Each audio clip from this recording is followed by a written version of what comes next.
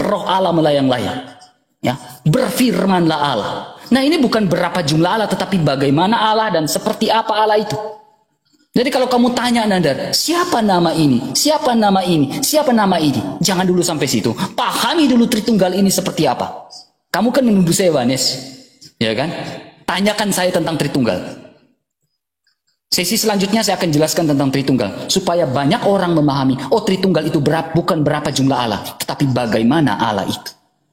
RK, saya kasih sebuah improvisasi. RK, kamu sekarang live pakai apa? Saya sekarang live, saya ada soundcard, saya ada meja, saya ada buku di depan saya ada minuman di depan saya. Di sini juga ada AC-nya. Tapi saya nggak tanya itu. Yang saya tanya, kamu live pakai apa? Pakai HP kah? Pakai laptop kah? Ibarat seperti itu. Saya nggak nanya. Konsep ketuhananmu saya belum bahas, belum saya tanyakan. Yang saya tanya, siapa nama Roh Kudus kamu? Roh, Kudus, suci. Siapa namanya?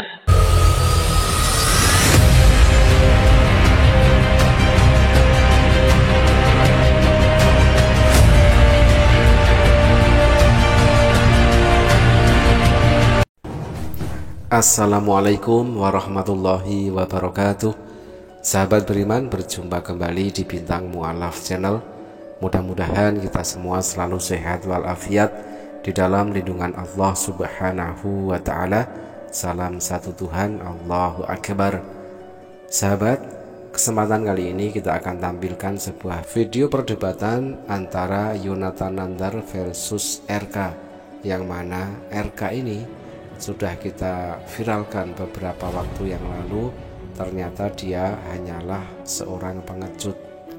Mulut besarnya tidak sesuai dengan nyalinya ketika dia menantang Bang Zuma, dan lalu Bang Zuma memberikan tanggapan, menjawab tantangan dari si RK ini. Bahkan ketika itu Bang Zuma siap datang ke kampung halaman dari si RK ini, tetapi kemudian RK intinya tidak berani. Nah teman-teman, video ini adalah video perdebatan dari Yonathan Nandar versus RK. Apakah yang mereka bahas dan bagaimanakah jalannya perdebatan tersebut? Mari kita simak videonya. Kepenuhan seluruh wahyu Allah yang maha tinggi, 2 Korintus pasal 1 ayat 30, memerintahkan kepada para rasul supaya Injil yang dahulu telah dijanjikan melalui para nabi dan dipenuhi olehnya serta maklumkannya sendiri.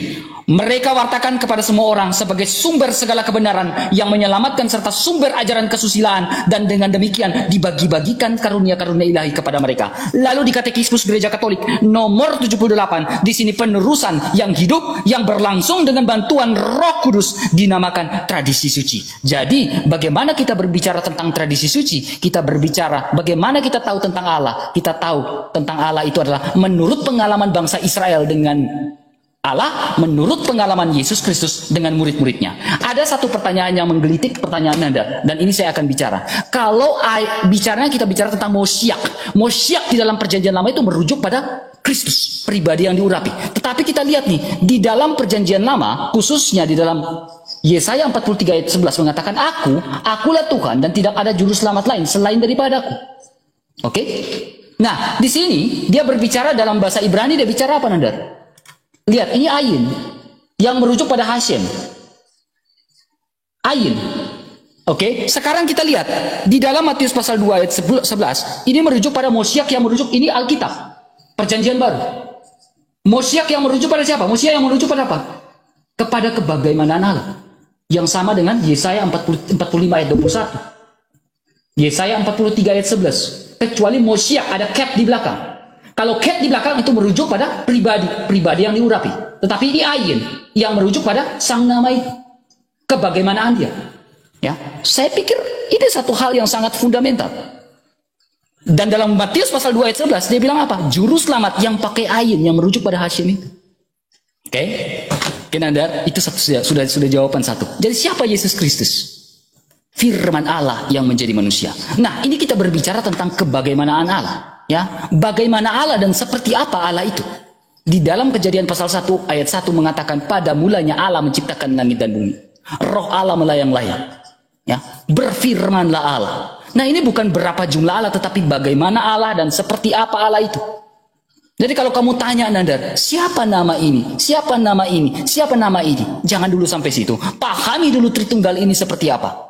Kamu kan menuduh saya Wanes. Ya kan? Tanyakan saya tentang Tritunggal. Sesi selanjutnya saya akan jelaskan tentang Tritunggal. Supaya banyak orang memahami, oh Tritunggal itu bukan berapa jumlah Allah, tetapi bagaimana Allah itu. Ini opening saya. Silakan bertanya Anda. Waktu habis. Waktu habis. Saya semakin yakin RK dengan Al-Qur'anul Karim. Allah Subhanahu wa taala berfirman di dalam Quran surat 61, Quran surat As-Saff ayat ke-9. A'udzubillahi minasyaitonirrajim. Walladzi arsala rasulahu bil huda wa dinil haqqi liyudhhirahu 'alad dini kullih walau karihal musyrikun. Dialah Allah yang telah mengutus Nabi Muhammad dengan membawa petunjuk dan agama yang benar. Liyudhhirahu 'alad dini kullih. Petunjuk dan agama yang benar ini akan mengalahkan semua agama walau karihal musyrikun. Walaupun orang-orang musyrik, orang-orang yang menyekutukan Allah, orang-orang yang menyembah makhluk tidak menyukainya. RK, saya kasih sebuah improvisasi. RK, kamu sekarang live pakai apa? Saya sekarang live, saya ada soundcard, saya ada meja, saya ada buku di depan saya ada minuman di depan saya. Di sini juga ada AC-nya. Tapi saya nggak tanya itu. Yang saya tanya, kamu live pakai apa? Pakai HP kah? Pakai laptop kah? Ibarat seperti itu. Saya nggak nanya konsep ketuhananmu, saya belum bahas, belum saya tanyakan. Yang saya tanya, siapa nama Roh Kudus kamu? Roh, Kudus, suci. Siapa namanya? Hanya orang Kristen, Protestan, dan Katolik saja yang menyembah roh. Tanya orang Yahudi, tanya si Billy. Saya pernah satu room sama Billy. Billy, ya, evangelis ganteng dari Kuningan, Jawa Barat. Orang Yahudi nyembah Roh Kudus atau tidak? Oh enggak, Roh Kudus mah ciptaan. Oh sama berarti. Kalau Anda bertanya kepada saya, Nandar yang ganteng rupawan, debater yang belum pernah terkalahkan dari Kuningan, Jawa Barat, siapa nama Roh Kudus dalam Islam? Quran surat 97 diterangkan ada mubtada khobar kalau dalam Islam itu. Kalau dalam kaidah bahasa Arab itu ya, RK ya. Mubtada khobar. Informasi yang dijelaskan informasi ini. Tanya Ustadz, apa itu mubtada khobar? Di dalam Quran surat Al-Baqarah 97, siapa nama dari Roh Kudus? Dijawab di dalam An-Nahl 102 bahwa nama daripada Roh Kudus itu adalah Jibril alaihissalam. Jelas. Makanya kami tidak menyembah Roh Kudus. Makanya orang Yahudi tidak menyembah Roh Kudus. Kenapa Kristen menyembah Roh Kudus? Sementara orang Yahudi dan orang Islam tidak menyembah Roh Kudus. Bahkan Yesus pun tidak pernah menyembah Roh Kudus. Yesus hanya memerintahkan kita menyembah Allah. Matius 4 nomor 10. Payomeri ocu amacia ibedu et Allah. Sembahlah hanya kepada Allah, kata Yesus. Bukan kepada Roh Kudus. Makanya saya heran nih. Kenapa orang Katolik dan Protestan menyembah Roh Kudus? Coba Anda pelajari itu. Roh Kudus jadi Tuhan pada konsili berapa coba? Konsili Efesus kah? Coba Anda jelaskan itu nanti. Oke, sekali lagi saya ulangi. Saya tidak akan beranjak kepada pembahasan Tritunggal sebelum Anda menjawab pertanyaan saya. Siapa nama dari Roh Kudus? Roh Kudus bukanlah nama. Seperti halnya saya mengatakan RK, misalnya RK lucu. RK lucu itu bukan nama. RK lucu itu adalah jabatan. RK mirip Patile, lucunya, wajahnya, itu bukan nama. Yang nama itu adalah nama RK aslinya adalah Michael Bartholomeus. Nah itu namamu Michael Bartholomeus. Sedangkan wajahmu mirip Patile. Nah itu jabatan, miripnya itu jabatan. Nah sekarang saya tanya RK, tolong kamu disaksikan oleh 2000 mata memandang. Belum lagi di komal kamu. Di komal saya 2300 mata memandang. Saya tanya kepada orang Kristen, siapa nama dari Roh Kudus? Anda jangan ditanya A jawab B. Saya tanya nama Roh Kudus. Kalau tahu katakan tahu, kalau tidak katakan tidak. Saya percaya kamu Tritunggal, makanya saya tanya siapa nama Roh Kudus. Ini ditanya siapa nama Roh Kudus, jawabannya kemana-mana. Tolong dijelaskan dulu, baru nanti saya akan bahas konsep ketuhanan. Saya tuh lebih senang Tritunggal sebenarnya sih, tapi oke lah. Loh, kok sedang tar dulu, kamu lebih senang Tritunggal. Emang kamu Tritunggal atau Wanas? Katolik itu Tritunggal, aku Katolik. Kau jangan sering nanda, guys. Jangan sering nanda. Oke, guys. Udah kalah PK kau terus-terusnya kamu tuh. Ya, ini menangin Nandar dong di sebelah. Iya, ini teman-teman nih ada Sultan nggak ada kayaknya ini ya. Masa kita udah 3 kali kalah. Saya jelaskan Nandar ya. Teman-teman, nanti saya jelaskan secara Tritunggal dengan baik ya. Saya nggak jawab, saya nggak tanya Tritunggal, saya tanya Roh Kudus namanya siapa. Pencet udah. Oke, terima kasih Nandar. Ya, ini pertanyaan Nandar ini saya coba menganalogikan dengan sebuah pertanyaan. Ya, pertanyaan Nandar saya coba menganalogikan dengan sebuah pertanyaan. Bagaimana cara menganalogikan pertanyaan Nandar dengan sebuah pertanyaan? Simpel ya, tapi dalam ya. Nandar ini adalah manusia. Dalam kebagaimanaan manusia Nandar ini adalah tubuh, punya jiwa, punya roh. Makanya saya menganalogikan dengan sebuah pertanyaan. Siapa nama rohnya Nandar? Ya kan? Saya menganalogikan dengan sebuah pertanyaan. Siapa nama rohnya Nandar? Pasti Nandar bingung tuh jawab. Karena kalau Nandar tanpa roh itu bukan disebut manusia. Maaf, ini bukan menyinggung Nandar, tapi ini analogi dari sebuah pertanyaan. Tidak menyinggung Nandar ya. Tidak menyinggung, tidak menyudutkan kamu. Tapi ini sebuah analogi. Ya. Siapa dalam diri RK ada tubuh, jiwa, dan roh? Terus tanya tuh, roh RK namanya siapa? Kan nggak mungkin. Kalau manusia tanpa roh itu kan nggak mungkin. Ya, ini menganalogikan sangat dalam. Nah, sekarang berbicara tentang bagaimana Allah. Roh Kudus adalah Allah. Yesus adalah Allah. Oke? Tetapi Yesus bukan Bapa. Roh Kudus bukan Bapa. Roh Kudus bukan Yesus. Roh Kudus adalah Allah, Yesus adalah Allah. Di sini berbicara tentang bagaimana Allah itu. Bagaimana dan seperti Allah itu. Ya, makanya kami orang Kristen dalam 1 Korintus 8 ayat 4 dalam Bible Arabik mengatakan la ilaha illallah Allahul Ahad. Di mana kami melihat kebagaimanaan Allah itu sebagai Allah yang esa, sebagai Allah yang ahad. Bukan berapa jumlah Allah. Kami tidak tahu Allah yang wahid.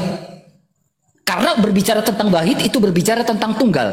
Kalau kita lihat di dalam wahid itu yakin di dalam Yohanes 3 ayat 16.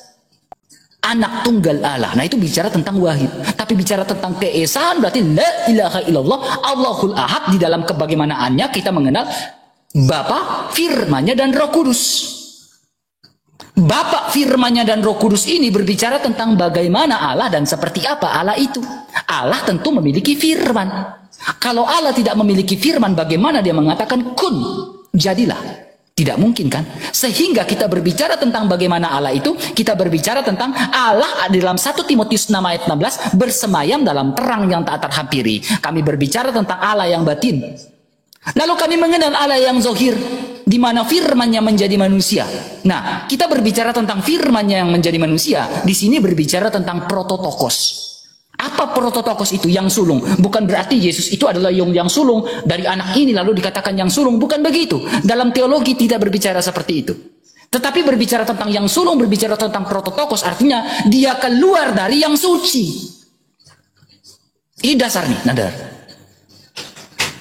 Makanya kami kenal huwal awalu wal akhiru. Kami kenal juga Allah yang batin, kami kenal juga Allah yang zohir. Ada di dalam Alkitab, ada. Nah, setelah ini kita lihat nih Nandar. Saya mulai membuka pelan-pelan, mengupas pelan-pelan tentang kebagaimanaan Allah itu Nandar. Ya, kita lihat di dalam Yohanes 8 ayat 42. Kata Yesus kepada mereka, jikalau Allah adalah Bapamu, kamu akan mengasihi aku. Sebab aku keluar dan datang, ini prototokos, datang dari Allah. Dan aku datang bukan atas kehendakku sendiri, melainkan Dia yang mengutus aku.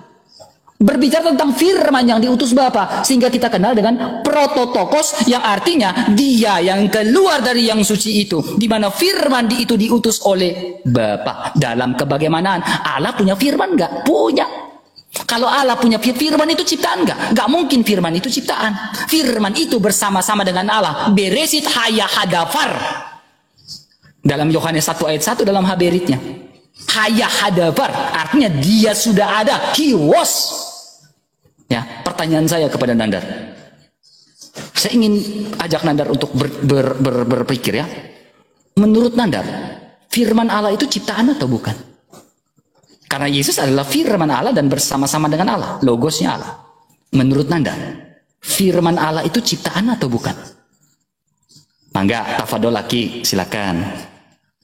Aduh, ditanya apa, jawab apa. Duh, RK ini.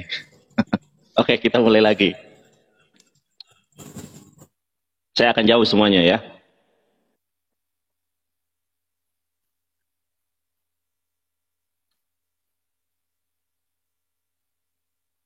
RK, mute. RK yang kamu lihat sekarang ini adalah kedagingan saya. Saya berbicara karena ada roh saya. Siapa nama roh saya? Ya Nandar. Kenapa? Karena ketika saya di alam roh, kamu baca Quran surat Al-A'raf ayat 172. Alastu birobikum qalu bala syahidna an taqulu yaumul qiyamati inna kunna an hadza ghafilin.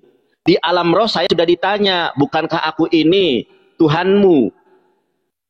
Aku di alam roh, ini kan daging baru 30 tahun yang lalu, kedagingan saya ini. Ya kan? Ditanya di alam roh, Nandar, apakah aku ini Tuhanmu? Ya Allah, alastu birobikum qalu bala syahidna. Benar ya Allah. Makanya konsep di dalam Islam, kullu mauludin yuladu alal fitrah. Setiap bayi yang terlahir ke dunia dalam keadaan fitrah Islam. Kenapa? Karena di alam roh, sebelum saya ada daging, sebelum saya ada wadah kedagingan semacam ini, saya sudah diambil dengan sebuah janji suci. Yaitu apa? Yaitu kesaksian bahwa tidak ada Tuhan selain daripada Allah. Yang saya tanya nama Roh Kudus. Karena kalau di dalam konsep ketuhanan Kristen, Roh Kudus bukanlah Bapa, Yesus bukan Roh Kudus bukan Bapa, oknum yang berbeda. Makanya saya tanya, ruah, roh, kudus, suci. Roh Kudus itu namanya siapa? Kan jabatan. Sama seperti halnya saya bertanya begini, RK.